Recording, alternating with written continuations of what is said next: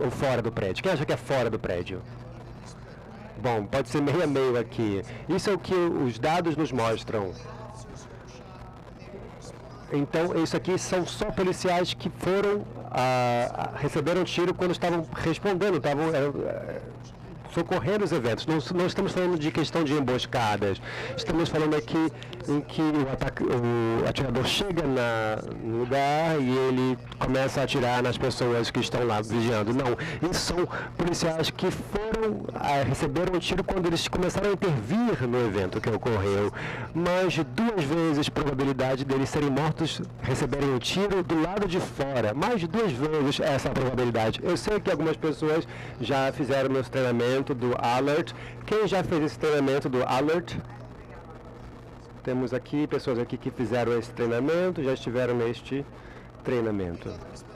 Nós sabemos que nós passamos muito tempo fazendo treinamento dentro dos edifícios, dentro das estruturas, das instalações onde os atiradores estarão. Isso é muito importante, mas se nós sabemos que os oficiais, os policiais recebem tiro do lado de fora, nós temos que mudar um pouco o nosso treino para poder trabalhar mais do lado de fora, para ter a ideia de que o lado de fora também é perigoso quando eles chegam na cena. Esses são detalhes do local, explicitamente o que a pessoa estava fazendo quando recebeu o tiro. As partes vermelhas indicam os tiros que foram dados do lado de fora e os azuis, tiros recebidos do lado de dentro. Vocês sabem que na chegada os policiais recebem um tiro no carro da polícia ou muito perto a eles, assim que eles chegam à cena.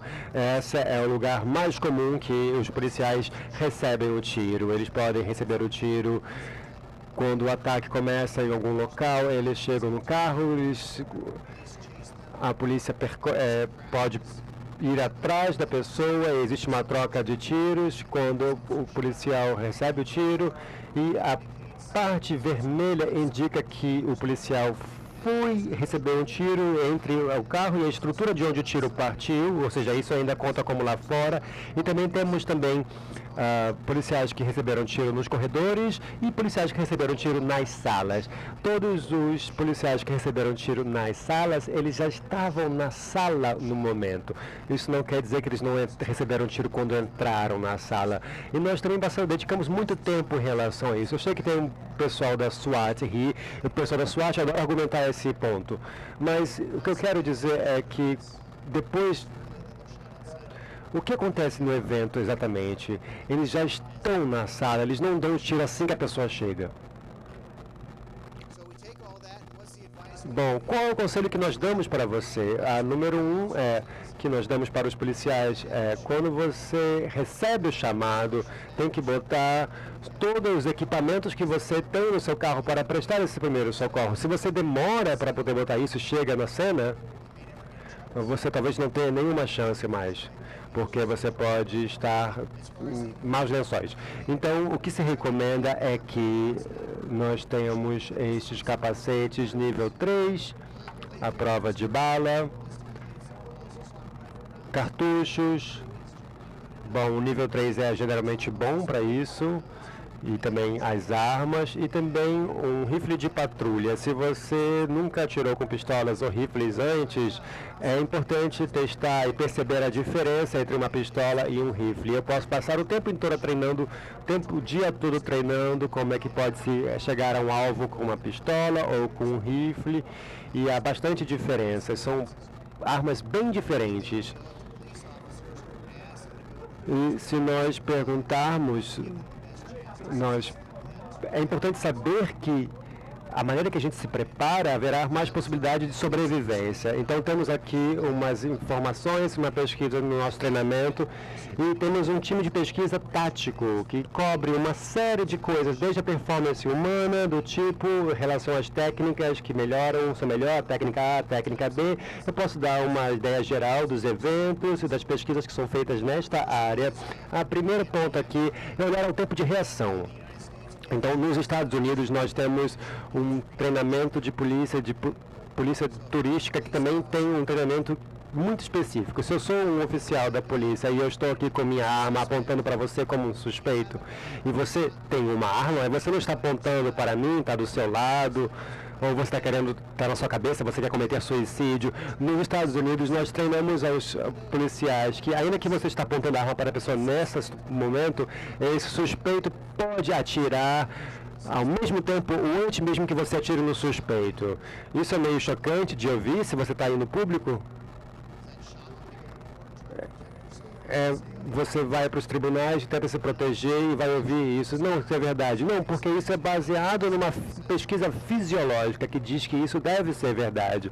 Mas quando eu comecei a trabalhar com alert, nós nunca testamos para saber se de fato isso é verdade. Nós tivemos cenários que nós fomos a treinamentos de tiros em que o atacante estava se movendo e ele já estava atirando nas pessoas. Eles estavam se distanciando e isso parecia que o atirador estava desistindo e a solução seria atirar nesse atirador pelas costas, porque ele poderia reagir em tempo. Mas essa ação vezes reação nunca foi testada. E nós tivemos que testar e nós levamos a um espaço de laboratório. E essa é uma imagem no que nós montamos. A pessoa desse lado que está aqui é um policial que foi chamado para uma pessoa que estava com uma arma. E isso é ameaçador, porque tem uma arma envolvida. Mas também, por exemplo, no Texas, nós todos temos armas no Texas. Nós todos temos armas lá, esperamos que todos tenhamos. Então não é tão algo ameaçador. Bom, alguém está com uma arma, pode ser alguém que está vigiando, que alguém entrou na sua casa e tal. Não é nada demais uma pessoa com arma. O trabalho agora é conversar com esse suspeito, dar comandos a esse suspeito para que ele baixe a sua arma e responda com o que essa pessoa fez. E nessa história particular, que temos um policial que fez 10 vezes e todas as vezes a pessoa deixou a arma do lado ou botou na cabeça das vezes que o policial tentou. E muitas das vezes que isso ocorreu, o suspeito tentou atirar no policial, mas 2 vezes o suspeito obedeceu, porque depois tem uma decisão atirar ou não atirar, e não esperar só um ponto para fazer tudo.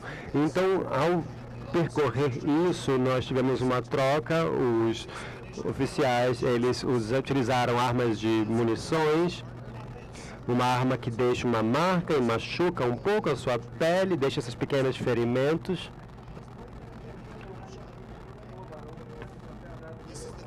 E esse é o vídeo, eu vou mostrar para vocês, uma vez normal e outra vez em câmera lenta.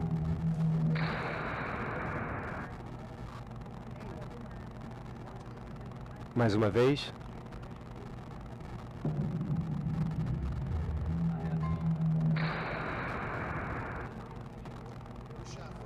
Quem atirou primeiro?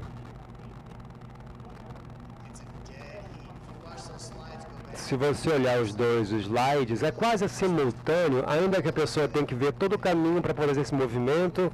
O que nós vimos, o que nós percebemos é que, na média, os policiais, eles têm 0,39 segundos, é quase 1/3 de segundo, isso é muito rápido para atirar. E os suspeitos? Bom, 0,38, então é quase um empate. Eles estão atirando ao mesmo tempo, na média. Mas isso não se compara às trocas individuais que existem entre os oficiais e as pessoas. Porque cada troca que pode ocorrer, podemos ver, o policial disparou primeiro, disparou por último, como é que isso acontece? Nós tivemos uma comparação aqui, frente a frente. Tivemos casos em que 40% dos policiais responderam no mesmo momento.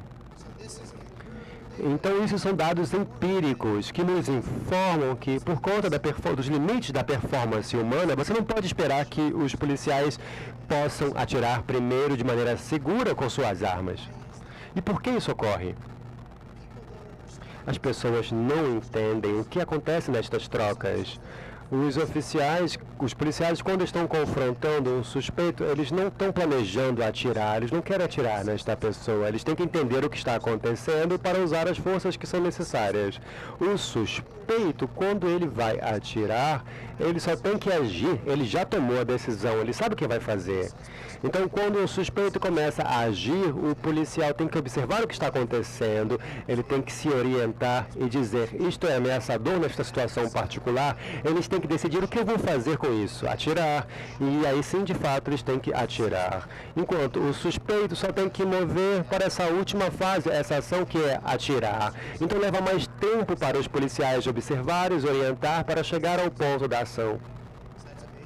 Então, é uma performance humana básica que nós temos aqui. Nós temos outro ponto aqui nos Estados Unidos, que é chamado a regra de 6,5 metros. Para o pessoal aqui, a gente usa os metros, como nos Estados Unidos usa-se pés, mas essa ideia de 6,5 metros é a ideia de que o policial precisa estar ao menos 6,5 metros de distâncias com alguém com uma arma para que eles tenham uma chance de atirar a sua arma antes que este suspeito o ameace. Bom, pesquisas foram feitas. Isso não foi revisto, nós pensamos, ok, vamos fazer um estudo de controle e vamos ver o que acontece. Então, teve um estudo particular que nós gravamos estudantes de universidade sobre o quão rápido eles podem correr e também mais do que isso, neste distância, e tivemos oficiais que tiveram algum estímulo, que receberam uma luz e tal, e botamos os dois no controle, no formato de controlado, um policial que está basicamente, enfim, atendendo uma chamada suspeita, e a pessoa que estava fazendo isso tinha uma faca de shocker knife, uma faca de choque. É uma faca que tem uma eletricidade ao redor dela, como se fosse um taser. Você ativa isso, é algo muito intimidante. A gente usa isso em situações e esse policial estava interagindo com a pessoa e o suspeito estava com essa arma, com essa faca de choque, e o policial conseguiu atirar na pessoa. Então, quando ele não conseguiu utilizar essa arma de choque na pessoa, mas o que nós encontramos quando nós fizemos esse teste, que na média de quanto tempo os policiais demoram para atirar e as pessoas para correr, não é 6,5 metros, são 10 metros que você precisa ter de distância para ter a segurança de poder atirar. E também há muitos policiais nesse estudo que não conseguiram tirar a sua pistola do coldre a tempo. E aí eles já tinham perdido, eles não sabiam ver a atenção, no estresse, entraram em pânico, não conseguiram tirar a arma do coldre. Então essas pessoas estavam mortas, nem chegou perto. Então, novamente, a performance humana mostrando a capacidade. Nós também fizemos um trabalho sobre situações de lanterna, de luz. Se você nunca pegou tipo uma aula que você tem uma lanterna, eu recomendo a vocês a fazer isso. É maravilhoso sobre o que você pode fazer com as pessoas com uma lanterna para dar uma vantagem para vocês em algumas situações. Eu sempre falei sobre as vantagens e desvantagens, mas isso pode se tornar uma grande vantagem. Uma das coisas que nós vimos trabalhar com lanterna é que quando você tem uma lanterna, a lanterna representa você. É você como a pessoa, especialmente em ambientes escuros, que você não consegue ser visto. Então a lanterna tem maior poder e nós temos 3 posições para carregar que os policiais são ensinados, como uma navalha dessa posição ou trazer perto ao ombro. Nós usávamos quando nós tínhamos umas lanternas muito grandes, e tem essa posição que eu estou mostrando para vocês agora, perto da pistola, abaixo da sua pistola, para que tenha um suporte da sua pistola enquanto você usa ela. Bom, as lanternas representam você neste ambiente escuro, e nós falamos sobre o tempo de pesquisa e as chances de que você vai responder e pode ser receber um tiro antes. E qual a posição que faz mais sentido para proteger a si mesmo? Essa, né? Porque ela está distante do seu corpo. Os tiros provavelmente não chegarão em você. Novamente, isso não foi testado. Nós fizemos um estudo. Eu vou mostrar para vocês um dos vídeos. E, essencialmente, nós tivemos estudantes de universidade num canto. Eles falaram que os policiais estavam procurando, e quando os policiais chegaram na sala, eles tinham que atirar. Era um ambiente escuro, eles tiveram que mudar o ambiente com pouca luz, e o suspeito estava lá sentado esperando. Agora, nós temos uma pessoa na sala com um policial atrás, começando este experimento, e a razão que nós fizemos é que nós não queríamos dar barulho para o policial, eles têm que focar na luz. Então vimos que os policiais ativaram a lanterna, vimos a resposta dos estudantes.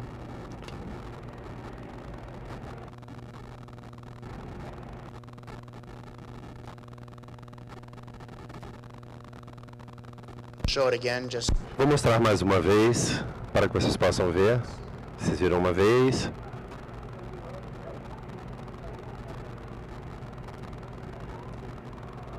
Então, se vocês devem ter percebido, é difícil enxergar a distância. De fato, ela rastreia até a pessoa segurando a lanterna e depois volta para a lanterna.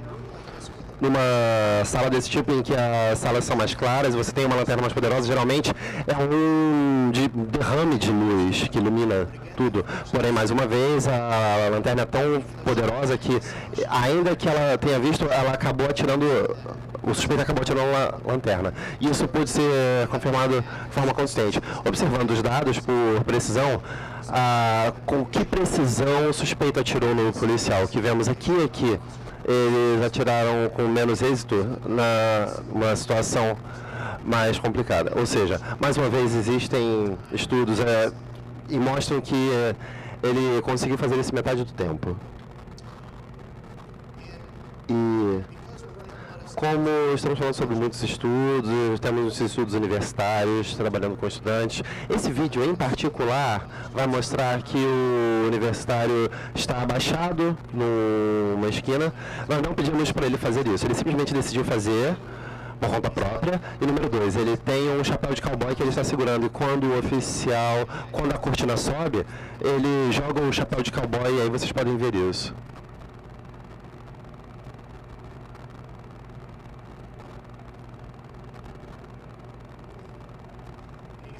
Como podem ver, ele ativa a lanterna e ele simplesmente sai andando porque ele não quer ficar no caminho para receber algum tiro. Porém, percebam também que o bandido continua olhando exatamente para a posição do oficial na hora que ele liga a lanterna. Isso só reforça o quanto que a lanterna é você nesse tipo de ambiente, como você pode utilizar isso para te ajudar nessas situações. Se você não tiveram aulas com lanternas, eu sugiro a vocês fazerem isso como um oficial, vai ser muito positivo. Pois bem, quantas pessoas SWAT temos aqui na sala? 1, 2, 3, ok, não são muitos. Então eu espero que eu possa sobreviver a essa parte. O pessoal da SWAT adora debater sobre qual a melhor forma de entrar numa sala. E um dos primeiros estudos que eu fiz quando eu comecei a trabalhar com o Alert tinha a seguinte pergunta. Eu vou mostrar para vocês 3 diferentes tipos de entrada e alguns dados coletados a respeito dessas entradas. E vocês podem debater comigo depois, podem me pagar uma cerveja, algo do tipo, a gente pode discutir sobre isso. Pois bem, a primeira forma de entrada da SWAT ela é muito conhecida, e todos esses diagramas vão pressupor que o oficial tem uma avaliação limiar antes de performar a entrada. Esse limiar corresponde à passagem de uma parte da porta para outra, de modo que consiga fazer a entrada sem ser atingido. Alguns SWAT vão dizer que eles não fazem a entrada diretamente dentro da sala. Nós, durante o treinamento para oficiais de patrulha, vamos tentar particionar os problemas e simplificá-los, ao invés de colocar mais complicadores. Quando o primeiro cara entra na porta, a forma como deve entrar significa que ele consegue enxergar todos os cantos da sala, do quarto, menos o canto onde tem o bandido. Às vezes ele não consegue ver, ele consegue ver quase todo o quarto. Para qual direção deveria seguir? Um estudo diz que ele deveria ir diretamente na direção da pessoa, e o segundo oficial vai para outro canto. Os que gostam da abordagem desconhecida preferem ela porque ela dá as melhores possibilidades de tiro dentro no âmbito do suspeito. E o segundo consegue ter um ângulo maior e ele consegue engajar caso necessário. Agora, como o SWAT falou que era melhor fazer desse jeito, você sabe que outro cara da SWAT falou, não, espera aí, isso está totalmente errado, você deveria fazer da forma oposta. Ou seja, a segunda forma é a forma conhecida, isso quer dizer que o primeiro oficial vai para a parte da sala em que ele observou, e a ideia aqui é que, mais uma vez, não podemos pressupor que a vantagem do tempo de reação. Pode-se pressupor que o suspeito vai atirar primeiro e, ao se movimentar lateralmente, esse movimento lateral vai fazer com que o oficial, o suspeito, não veja o segundo oficial. Os advogados dessa abordagem também podem dizer que você pode perder a precisão, porque na movimentação lateral é muito mais difícil, ao invés de se mover diretamente na direção do alvo. Ou seja, a entrada geralmente é desse jeito, o primeiro vai para o canto e o segundo vai na direção do suspeito. Como o cara da SWAT disse que é desse jeito e o outro cara da SWAT falou que não, é desse jeito, sabemos que vai ter o terceiro cara da SWAT que vai dizer, vocês dois estão errados, na verdade é algo entre isso. Então, esse terceiro, que menciona a tática híbrida, ele vai dizer que a entrada não em 90 graus, mas em 45, um ângulo de 45 graus. Uma movimentação lateral pode dar alguma proteção para o oficial, de modo que uma movimentação não tão lateral, ela não pode restringir o âmbito de tiro de retorno. E daí o segundo oficial vai, e seria desse jeito, uma entrada mais ou menos diagonal em 45 graus, são duas armas adentrando praticamente ao mesmo tempo. Essa é a terceira opção. Ou seja, as questões têm 3 pontos. A precisão do suspeito. Quão fortuita vai ser a sua entrada para que o suspeito acerte o tiro? A possibilidade do primeiro oficial atirar no suspeito. E eu vou passar um spoiler para vocês aqui. A precisão, a velocidade, nós fizemos o estudo em diversas tentativas e nunca vimos como a entrada reduzia a precisão dos oficiais ao adentrarem no recinto. Isso não acontecia. Não fazia sentido para nós, porque tudo que as pessoas diziam era que deveria ser isso, ou aquilo, outro. Mas para aqueles que já participaram de situações assim, quanto mais rápido eu atirar, menor a minha precisão. Então, nós decodificamos com a velocidade da movimentação do tiro na entrada lateral. A entrada conhecida, ela pode oferecer maior eficácia. Eles entendiam que é um tiro difícil, então era preciso fazer isso mais devagar para que houvessem maiores chances de acertar os primeiros tiros. A velocidade do segundo oficial, ou seja, a velocidade do segundo oficial de adentrar o tiroteio, ou seja, ele precisa ir atrás do primeiro oficial e ir para o campo mais amplo, de modo que mais vagarosamente ele possa mirar na direção do suspeito. E o último ponto é a exposição do segundo oficial, que é uma entrada desconhecida, enquanto o segundo oficial precisa ir atrás do primeiro oficial, e se ele tivesse que atirar no segundo oficial, ele pode acabar colocando o primeiro oficial no fogo cruzado. Ou seja, juntando todos esses dados nessa tabela, que considera todas essas questões levantadas, e se temos vermelho, quer dizer que esse tipo de entrada não foi tão boa quanto as outras entradas que estão marcadas em verde naquela mesma coluna. Ou seja, ao observarmos isso, o que vemos é que o suspeito tinha maior precisão, atirar contra alguém que fez a entrada desconhecida. Mas até a menor curvatura, a menor angulatura pode fortalecer a precisão do suspeito. Mais uma vez, nada com relação a essa entrada mais conhecida, com as entradas de ângulo de 90 graus, enquanto o segundo oficial vai atirar numa condição desconhecida, e o âmbito de exposição acho que era algo em torno de 10% dentro das tentativas, em que o segundo oficial tinha que passar por trás do primeiro oficial durante a entrada. Então, juntando todos esses dados, isso sugere que a abordagem híbrida é a melhor, pelo menos considerando uma entrada no ângulo de 45 graus na parte de diagonal. Há muitos reveses aqui. Nem sempre é possível abordar. Cada cada cômodo tem uma configuração distinta. Um operador me falou que essa entrada, da forma como foi planejada, pode não surtir o efeito desejado. Muitas coisas podem mudar, muitas variáveis podem surgir. Outra informação que eu recebi recentemente, talvez esse ângulo ajude, talvez essa forma de entrar seja melhor. Se você quiser me pagar uma cerveja depois, a gente pode conversar melhor sobre isso. E a última área, as primeiras duas áreas que falamos anteriormente, ocorrências e táticas, que lidavam com o que deveria ser passado para os oficiais de polícia. Essa última área, o treinamento, fala sobre como deveríamos estar lecionando, ensinando para os oficiais de polícia de modo que possa exercer o melhor impacto possível. Bom, uma dica aqui é que sentar numa sala de aula não é a forma como devemos estar ensinando os nossos oficiais de polícia para desenvolverem suas competências. Algumas coisas que temos utilizado recentemente, realidade virtual se tornou algo muito importante. Muitas empresas lá fora têm oferecido treinamentos em realidade virtual para oficiais de polícia. Nós queríamos fazer uma validação para ver se o treinamento em realidade visual funciona assim como um cenário live action. O que gostaríamos de ver é se o motivo para o qual utilizarmos cenários em realidade virtual não ressaltavam as competências necessárias para tais cenários. A ideia é que colocarem uma situação de alto estresse dentro do cenário pode ajudá-los a responder a um alto nível de estresse no cenário real. Então, o que fizemos aqui foi comparar um cenário live action com sangue falso, tudo que pudesse confirmar a realidade, barulhos e gritos. E queríamos testar esse tipo de cenário versus o mesmo cenário inserido no contexto de realidade virtual. E foi aí que começamos a utilizar os marcadores de estresse e amostras de sangue e saliva das pessoas para entender qual era a reação ao estresse.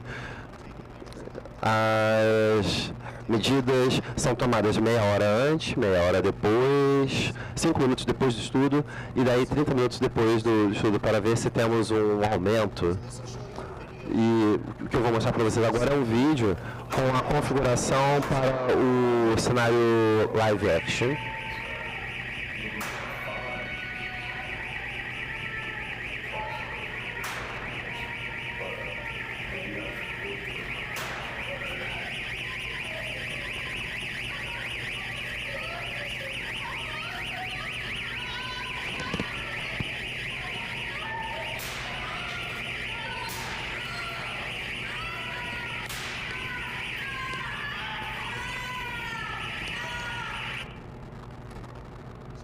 Então, tínhamos participantes performando dentro desse cenário para aumentar os marcadores de estresse. Se vocês já fizeram esse treinamento antes, este cenário é provavelmente muito melhor atuado do que qualquer outro cenário policial que eu já vi antes. Muitos oficiais de polícia foram entrevistados para que chegássemos a esse embasamento. E aí, temos aqui agora um cenário com realidade virtual, com os óculos, e esse é o cenário que temos.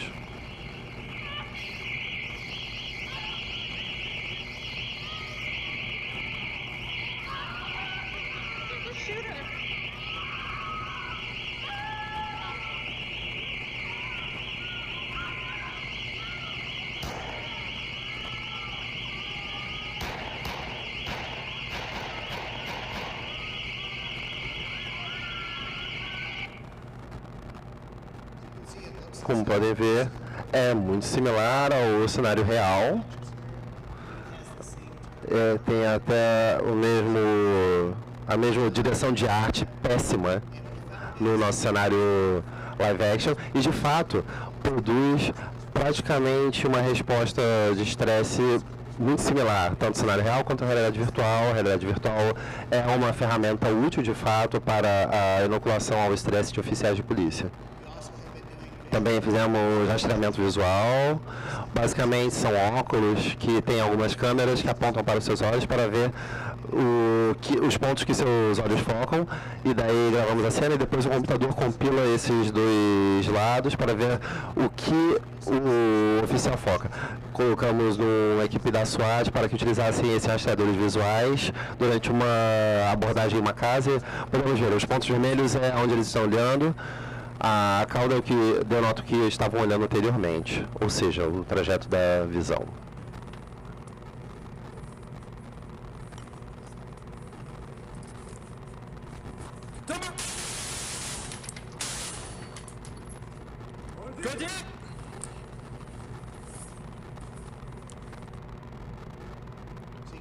Como podem ver, temos aqui o rastreamento do que eles estão lendo. Eu já discuti com as pessoas, você estava olhando para esse canto? Sim, eu olhei nesse canto.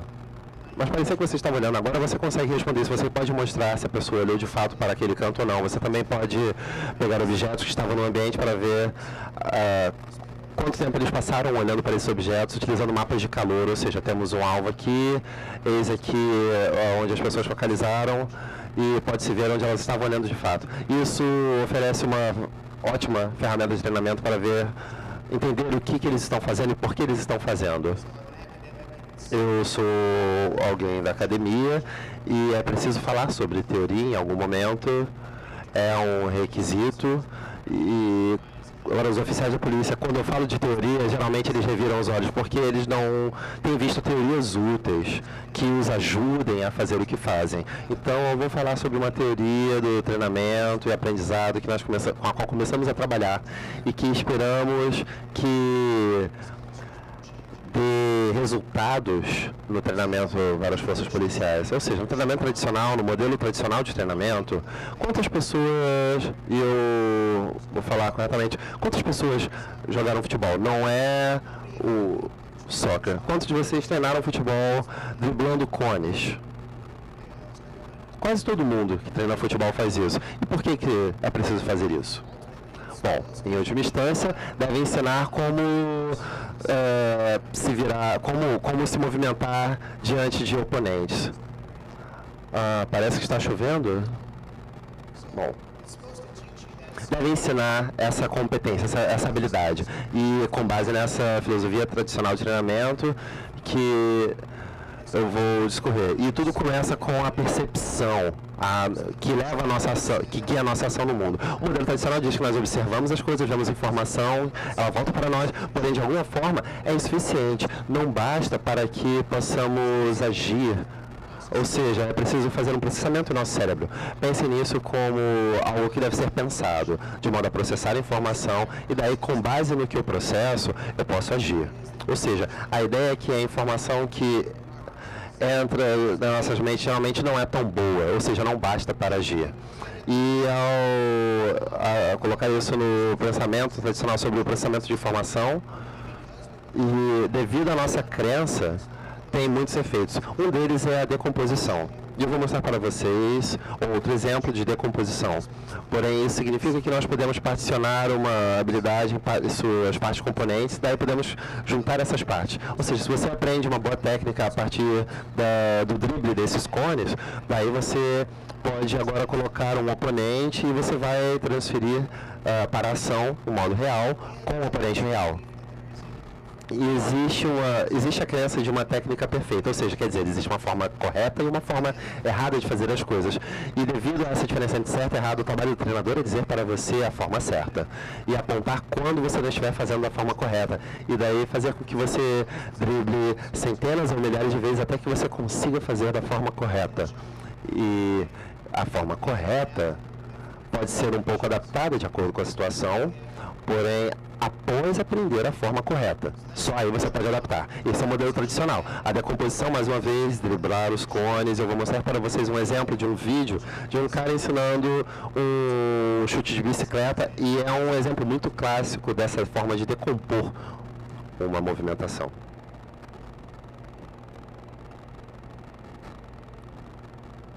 So let's break down the step-by-step tutorial of a bicycle kick. So the first tip I'm going to give you is to make sure you're driving up in the air off of your kicking foot. So for me, that's my right foot. So we want to have a nice powerful jump into the air. So how we do that is we plant our foot and then we spring up off of our toes. And as we spring up, our opposite leg to our kicking foot drives up as well. You want to use your arms as well. Get a nice purchase on the ground, drive into the air because that's going to give you that height. And as you're doing that, you want to lean back at the same time. So you're not driving up straight, but you're kind of leaning back and then driving up so that your body starts to land towards the earth. That's going to be a lot easier to swing your leg over your head. The next step is as you're leaning back and falling, you want to be able to open up your body towards the direction that the cross is going. So for example, if the cross was coming in from this side and I'm kicking it with my right foot, I want to start opening up my body. And because you're going to be in mid-flight at this point, it's quite difficult to be able to twist your body, so you need to use your arms as momentum.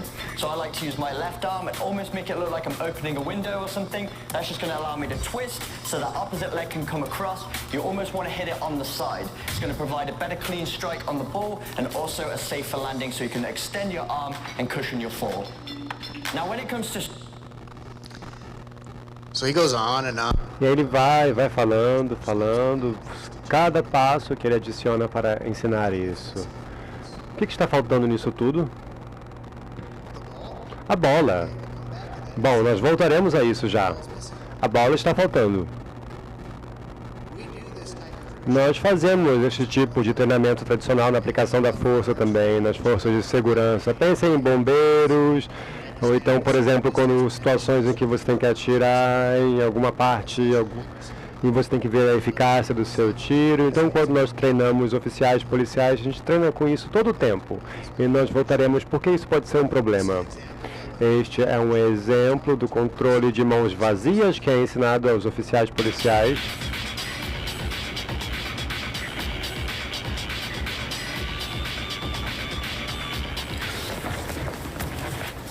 Stop resisting. Okay, we're going to teach you gooseneck. Gooseneck is level 1 control tactics, and it's called a O som do vídeo não chega à cabine, então não é possível fazer a tradução. The hand is going to look like a gooseneck. Okay, gooseneck can be used against passive resistors, can also be used against static resistors or active aggressive resistors. So we're going to teach you this from the primary escort position. And yes, it can be taught from a lot of different positions, but this is kind of the basic gooseneck from the escort position. So first thing we're going to do is the hand close to the bad guy. That's my right hand. That's the one close to the bad guy. I'm going to use my bicep to strike his tricep, to cause the balance disruption in his body. And this is where we're going to go. 1, balance disruption. 2, I'm going to return my hand, my right hand, to basically bend the elbow by coming down with my palm. And I'm going to stabilize that elbow, and I need to have my hand out immediately because I don't want to trap my hand in this area.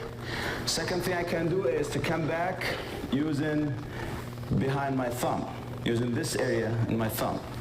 So 1, 2, I'm going to come back. And he goes on. E aí ele continua por muitos minutos. Qual é o problema com esse tipo de treinamento? Bom, no primeiro exemplo, nós estamos tentando treinar as pessoas para fazer este chute da bicicleta, para fazer algo mais ou menos como isso.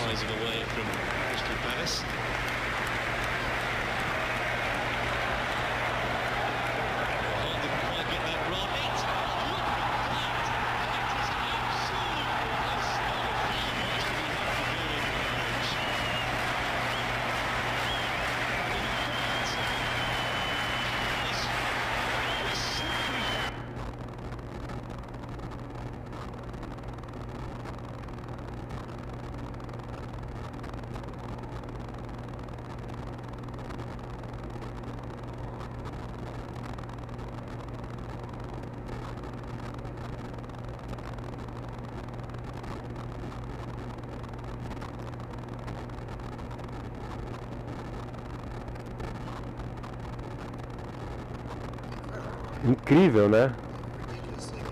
Bom, é muito bom esse gol. Parece com o que o outro cara estava mostrando? Um pouco, né? Talvez, forçando um pouco. Bom, o que nós pesquisamos, o que nós vemos é que quando nós treinamos pessoas para situações como essas, isso não se transfere muito bem para a situação que nós queremos que a pessoa performe. E a mesma coisa se aplica com policiais, quando eu mostro, por exemplo, ao algemar um suspeito. Esse foi que um dos policiais conseguiu fazer com êxito.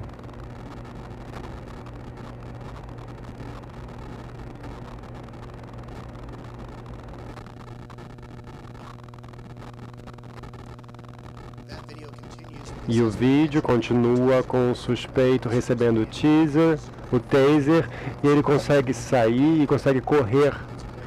E à medida que ele corre, ele aplica o taser no segundo oficial. E o oficial atira e mata ele. Então termina com a morte do suspeito. Eu estou no Brasil.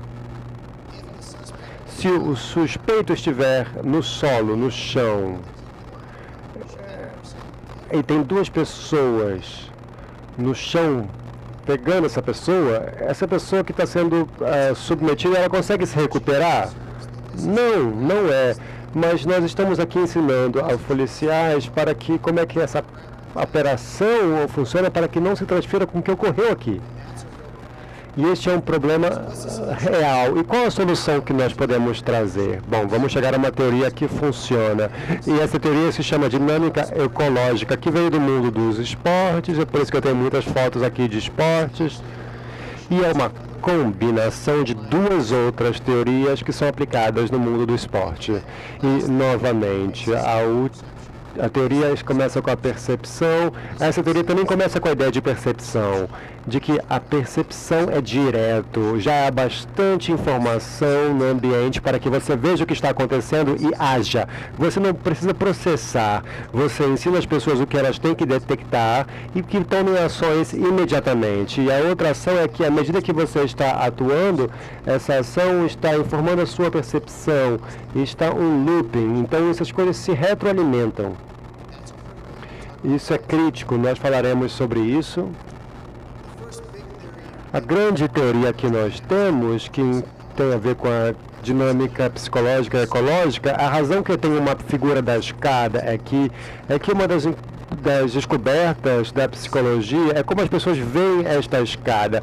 Se eu pergunto para as pessoas para subir essa escada e olharem, e aí isso vai mostrar, a inclinação vai mostrar o quão inclinada ela é. Se você está mais fitness, você vai ter menos esforço, vai parecer que está subindo. Se eu faço você ficar cansado e mando você olhar a escada, você vai falar, nossa, essa escada é muito inclinada. Se eu ponho uma mochila pesada em você, você vai indicar que essa escada é mais inclinada. Você vai basear nessa percepção. O que a psicologia ecológica diz que a percepção não tem a ver com que dar uma visão, uma apresentação real, eficaz do que você tem, mas a informação que você precisa para poder agir num determinado ambiente. Então, por exemplo, se eu estou aqui, diferente a vocês, e você me pergunta, posso pegar esse microfone? Você acha que eu posso pegar esse microfone sem me mover? Quantos de vocês acham que eu posso pegar sem me mover? E vocês podem ver isso imediatamente. Eu preciso disso imediatamente. Eu posso agarrar esse microfone imediatamente. Você também pode olhar para mim e dizer, sim, você pode pegar o microfone, porque você entende como eu vejo o mundo, vocês entendem quais são as mobilidades. Mas se você me pergunta sobre o quão distante esse microfone está de mim, eu não posso dizer exatamente quantos centímetros isso está longe de mim. Eu não posso dizer exatamente qual é o alcance da minha mão em centímetros que eu tenho aqui para fazer essa matemática. Mas meu cérebro sabe imediatamente que eu posso agarrar esse microfone. Então, este é um exemplo dessa percepção direta, dessa ideia. A ideia de que a percepção tem a ver com sua habilidade em agir no mundo. E a ecologia psicológica é uma palavra chique para falar sobre as suas possibilidades para agir, como eu posso atuar no mundo. E este é um produto da minha capacidade em um ambiente. Isso é muito importante. Pensem nisso no mundo policial. As minhas capacidades e o ambiente ao meu redor. Então, se eu sou mais capaz, eu tenho mais possibilidade. A próxima teoria que nós combinamos aqui nos sistemas dinâmicos, isso aqui é um enxame de estorninhos.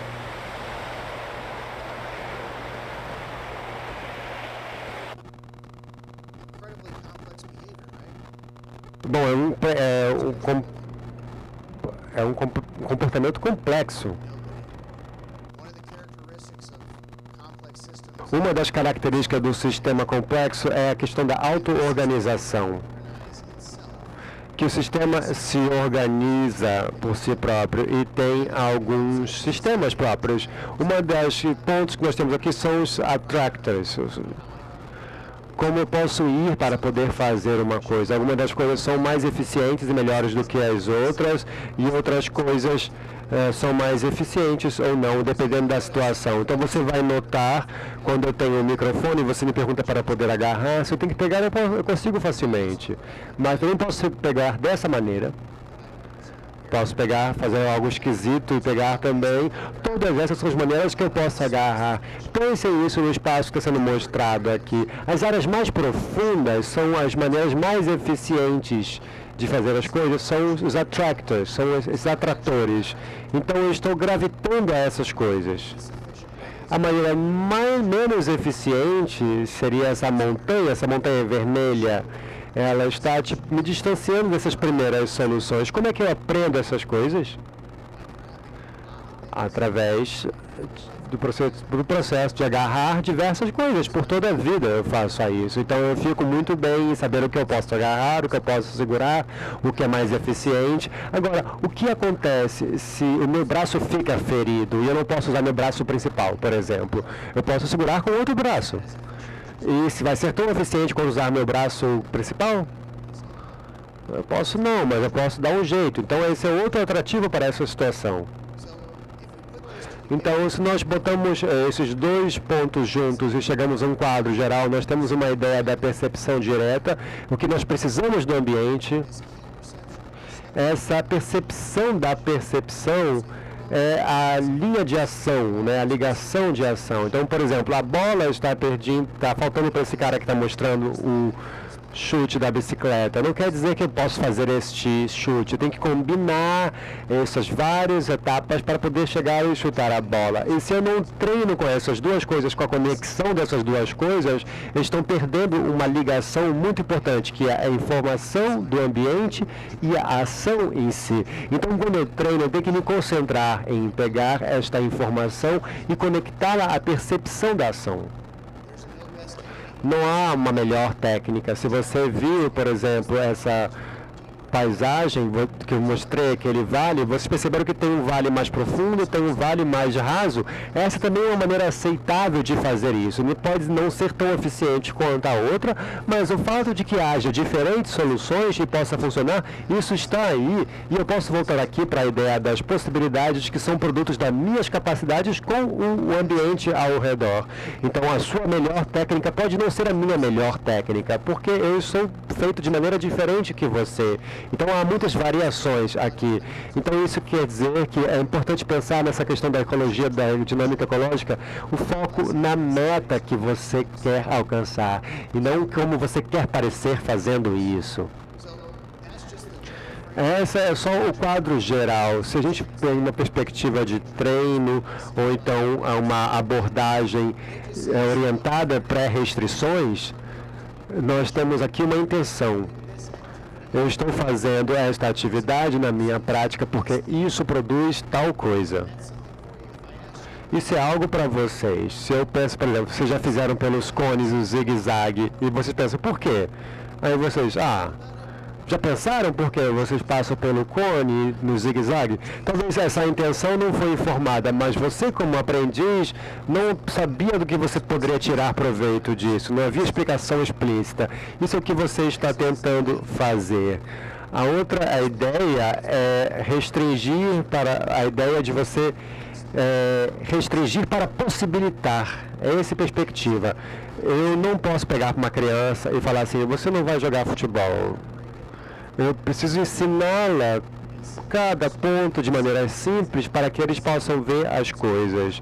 Se é muita coisa, como o futebol, vai ser muito. Se é muito fácil, eles vão ficar entediados. Então, eu vou restringir o ambiente. Muitos de vocês já viram essas questões de restrições de jogos. Então, em vez de jogar 11 contra 11 jogadores, 2 contra 2, 3 contra 3, em campos menores, para poder trabalhar passo a passo. Um design representativo, isso significa que o seu ambiente de treino deve combinar com a performance que está sendo feita. E eu posso falar isso em treinamento de bombeiros, por exemplo. Nós somos horríveis nisso, porque chegamos numa parte de tiro muito...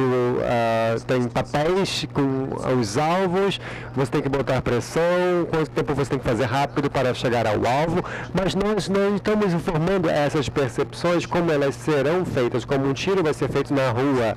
E é por isso que nos Estados Unidos nós temos, por exemplo, policiais que são envolvidos em tiro e às vezes não têm êxito, porque suas armas estão sendo treinadas para em ambientes sem as ligações corretas. É importante pensar no ambiente real. E por último é repetição sem repetição.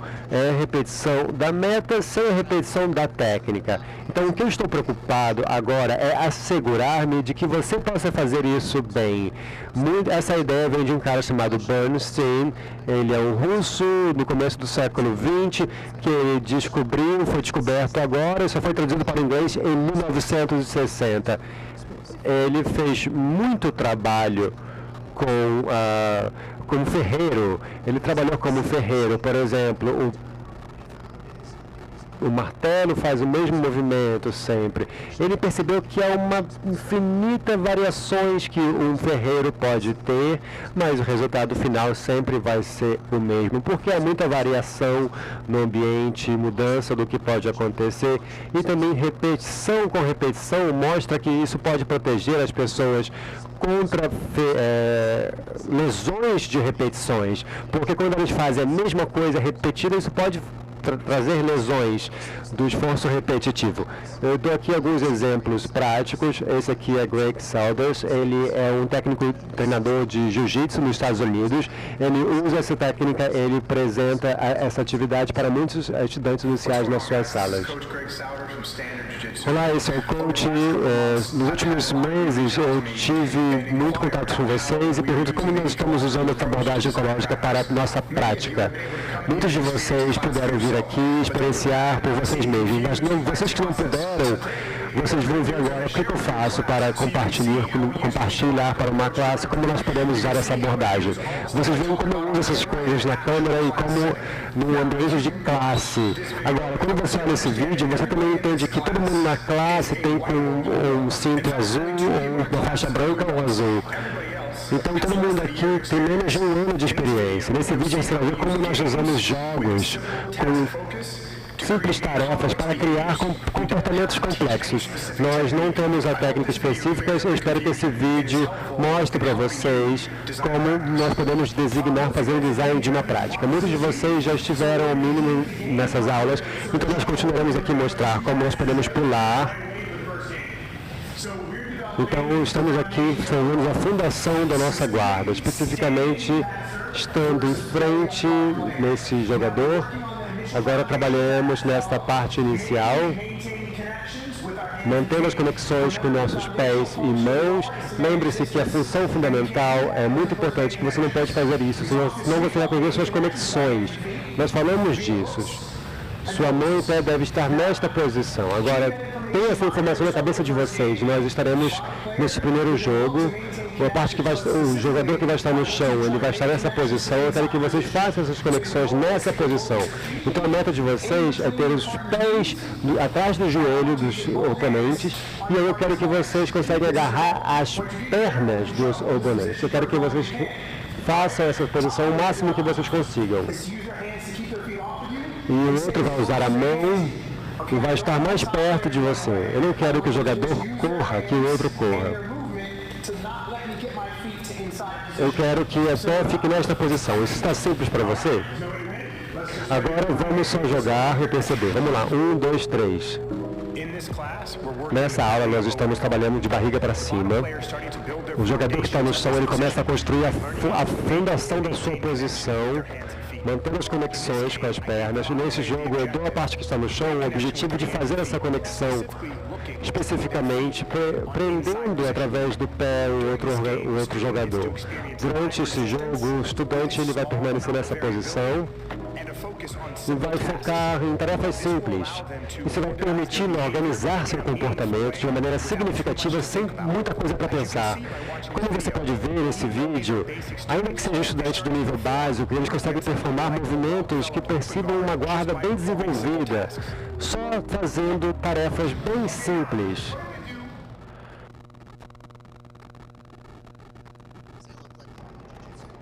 Parece uma prática normal de jiu-jitsu para vocês? É um pouco diferente, né? Tem um foco diferente, mas obviamente o que importa aqui é que isso se transfira para um cenário real.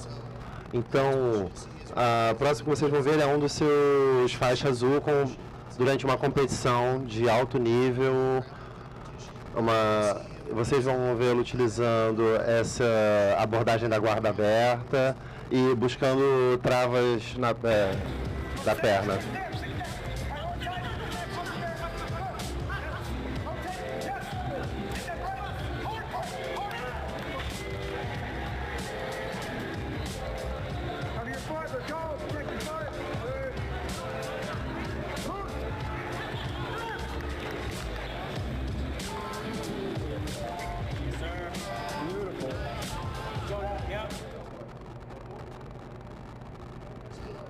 Então, você pode ver, funcionou pelo menos para esse oponente. Agora, para concluir, o que nos diferencia é a pesquisa que utilizamos para informar o treinamento que oferecemos, e essa pesquisa tem 3 partes, observando as ocorrências em si, a pesquisa tática, o desempenho humano, de modo a aperfeiçoar o desempenho, e a forma como fazemos o treinamento, de modo que ele seja o máximo eficaz. E esse é o meu Substack. Se vocês tiverem interesse em qualquer um desses pontos, eu posto artigos aqui o tempo todo, a partir das pesquisas que fizemos, minhas opiniões sobre os mais diferentes aspectos e tópicos, e está lá disponível.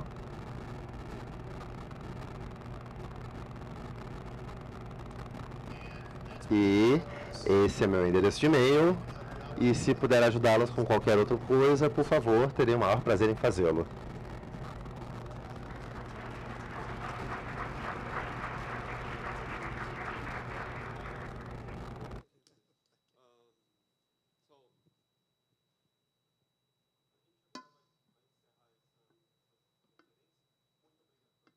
Thank you very much.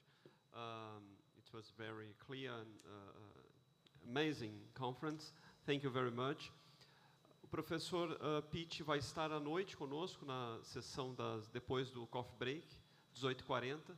A gente vai atrasar um pouquinho esse retorno, né, uns 15 minutinhos depois do almoço. E grato mais uma vez, escusas pelo atraso que a gente começou, mas enfim, acho que o importante foi esse conteúdo. E depois, na mesa redonda, acho que vai ser um momento até para tirar algumas dúvidas, comentar, enfim. O professor várias vezes lá nos convidou a tomar um chopp depois, então vai ser uma oportunidade para a gente conversar, ficar mais à vontade.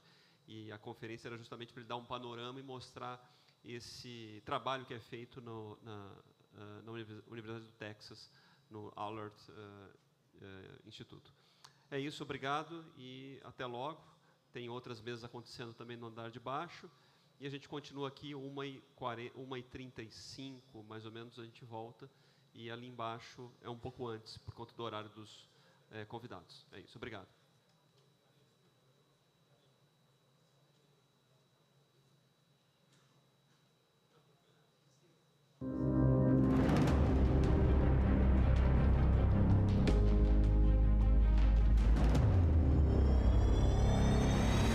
Investir em tecnologia faz parte do esforço que o governo do estado do Rio de Janeiro emprega a serviço da segurança pública e no auxílio às forças de salvamentos. Foram aplicados quase 4 milhões de reais em drones equipados com tecnologia de ponta num projeto inovador no país, gerando resultados silenciosos através da inteligência. Eles são operados pelo Gabinete de Segurança Institucional e estão prontos para auxiliar em todas as secretarias do Estado. Os drones do GSI contam com escaneamento 3D e inteligência artificial, além de câmeras térmicas com zoom de longo alcance e transmissão de imagens com nitidez, mesmo com pouca luminosidade.